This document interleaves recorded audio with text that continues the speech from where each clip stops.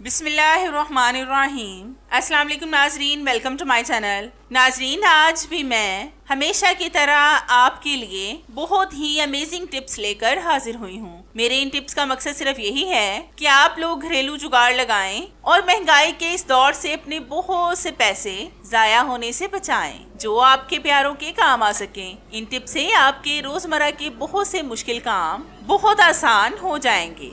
मतलब जिन कामों को करने में आपको घंटों लगते थे, वही काम अब मिनटों में होने वाले हैं। तो आप सबसे रिक्वेस्ट है कि वीडियो को अंत तक लाजमी देखें और इन टिप से फायदा उठाएं। तो चलें शुरू करते हैं अपनी पहली टिप बिना टाइम जाया किए।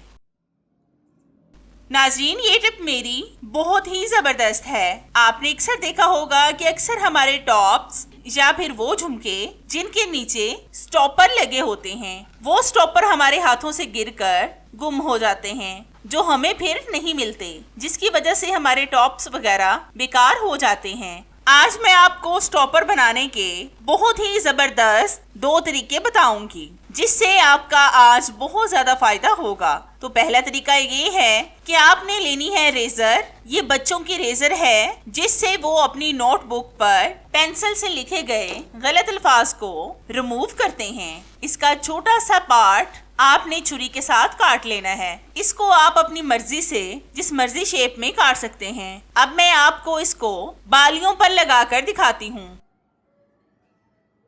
ये देखें कितनी आसानी से ये इसमें चली गई है। ये बिल्कुल स्टॉपर की तरह ही काम करेगी। दूसरा तरीका ये है कि आपने लेनी है ग्लू गन स्टिक। इसके एक ड्रॉप्स को आपने काउंटर टॉप पर डालना है, फिर इसको खुश्क होने के लिए छोड़ दें। इस पर सिर्फ आपका 1 मिनट लगेगा।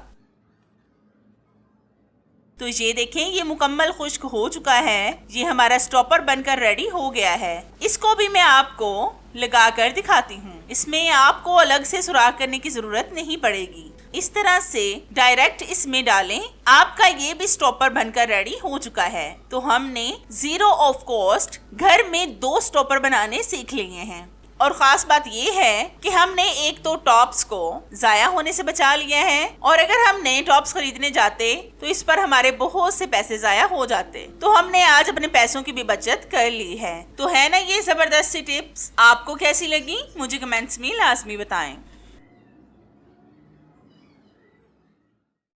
नाज़रीन, ये टिप मेरी बहुत ही यूनिक है। आपने अक्सर नोट किया होगा कि अक्सर हमारे घर में जूते पड़े पड़े बहुत ज्यादा पुराने से लगना शुरू हो जाते हैं। इनकी शाइनिंग भी खराब हो जाती है। अक्सर हमारे घर में ब्लैक पॉलिश होती है जूतों को साफ करने के लिए। ब्राउन शूज ज्यादा नहीं होते, इसलिए हम ब्राउन पॉलिश भी नहीं रखते, जिसकी वजह से ब्राउन जूते अपनी शाइनिंग खो बैठते हैं। ब्लैक पॉलिश इसलिए होती है क्योंकि बच्चों के स्कूल शूज को साफ करना होता है और वो ब्लैक होते हैं। आज मैं आपको बहुत जबरदस्त सी ब्राउन पॉलिश घर में बनाकर दिखाऊंगी, जो आपके जूतों को चमका देगी। तो इस टिप को बनाने के लिए आपने एक बॉल में डालनी है 1 टेबलस्पून वैसलीन। ये तो सर्दियों में हम सबके घर में मौजूद होती है। फिर हम इसमें डालेंगे 1/2 टेबलस्पून कॉफी पाउडर। ये भी अक्सर हमारे घर में पड़ा रहता है। अब हम इन दोनों चीजों को अच्छी तरह से मिक्स करेंगे। आपने अच्छी तरह से इन दोनों चीजों को मिक्स करना है, ताकि कॉफी पाउडर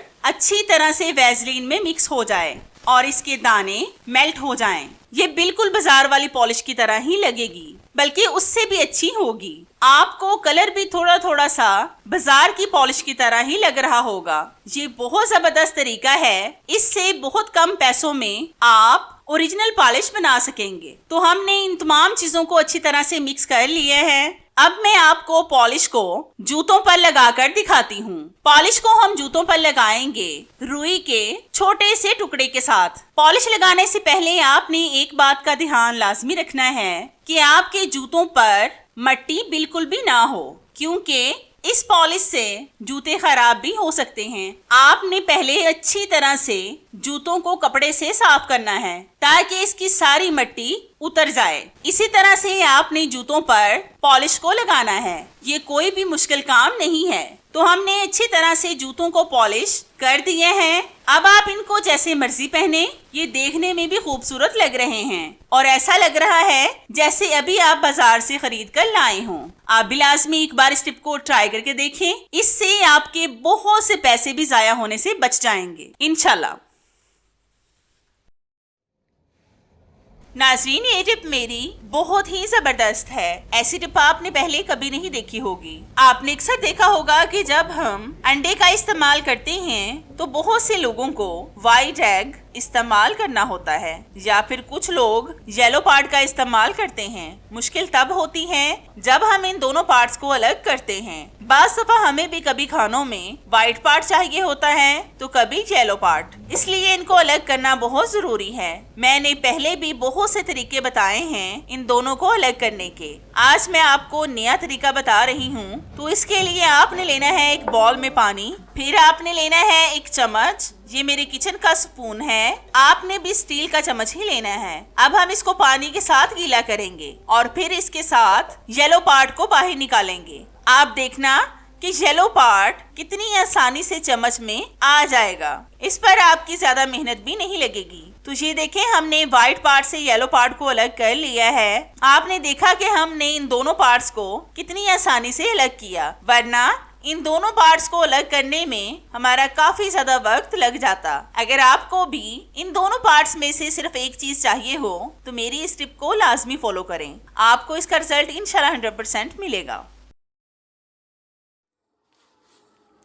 नाज़रीन, ये टिप मेरी बहुत ही जबरदस्त है। ऐसी टिप आपने पहले कभी नहीं देखी होगी। आपने अक्सर देखा होगा कि जब हम वाइपर पर कोई एक्स्ट्रा कपड़ा या फिर शर्ट वगैरह लगाते हैं क्लीनिंग करने के लिए तो वाइपर से ये बार बार उतर जाता है। फिर हमें सफाई करने में काफी मुश्किल का सामना करना पड़ता है और बाज दफा तो हमें गुस्सा भी आना शुरू हो जाता है। ये मैं छोटे वाइपर पर आपको टिप अप्लाई करके दिखा रही हूँ। इस टिप को आप बड़े वाइपर पर अप्लाई करें। अब मैं आपको बताऊंगी कि किस तरह से आप कपड़े को उतरने से रोक सकते हैं। इस तरह से आप किसी भी कपड़े या फिर शर्ट वगैरह को वाइपर पर लगाएं और फिर ऊपर से क्लॉथ क्लिप्स लगा दें। वैसे भी आपने देखा होगा कि जब हम पोछा लगाते हैं तो शर्ट वाइपर के साथ फिक्स नहीं होती, जिससे ये बार बार उतर जाती है। इस तरीके से ये अच्छी तरह से फिक्स हो जाएगी। अब मैं आपको इससे काउंटर टॉप साफ करके दिखाती हूँ। तो आप देख सकते हैं कि कितनी आसानी से हम सफाई कर रहे हैं और ये शर्ट अपनी जगह से बिल्कुल भी नहीं हिल रही। आप भी लाजमी एक बार इस टिप को ट्राई करके देखें, आपको इसका रिजल्ट इंशाल्लाह 100% मिलेगा।